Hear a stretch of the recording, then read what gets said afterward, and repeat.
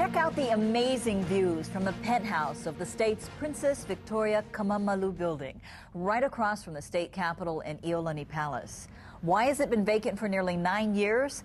And what's being done to use the building once again? Good evening. On this Aloha Friday, I'm Paula Akana. Laura Yamada has the night off. The state is spending millions of dollars to fix up one of its office buildings that's been vacant since the fall of 2003. It's a story you'll see only on KITV. KITV4's Keoki Kerr is here to tell us it could be 3 more years before state workers are able to move back in. Keoki? Well, Paula, the state comptroller says taxpayers should be concerned that an 8-story state building just down the street from the state capitol and kitty corner from the downtown post office has been vacant for nearly a decade, while the state has shelled out millions of dollars to private landowners to rent state offices elsewhere.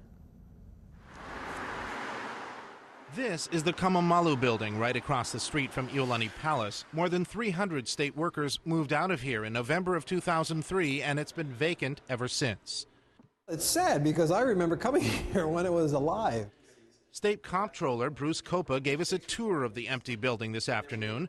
Copa says the Lingle administration had planned to renovate it and house state workers here, and spent nearly $3 million to remove asbestos and clear out debris. But he says the previous governor allowed another $9 million to lapse unspent. We are leasing from the private sector right now. That's money that every month has to go out, cash out the door. Copa estimates the state could save more than $700,000 a year in rent if some state offices move back in here instead of renting from private landlords. You know, we are under some tight fiscal restraints right now. And so I think the thing that we're looking at is if we're leasing outside, let's bring it back in-house, if that's possible. There's no parking garage in the Kamamalu building. He says it's possible to create a small number of stalls in the basement and use parking at nearby lots as the state did in the past. Copa says private developers have looked at buying the property, but since it's in the Capital District, it must be shorter than the state capitol. So a developer who knocked the building down would have to rebuild at less than half its current size. So, not feasible. The return on investment's just not there.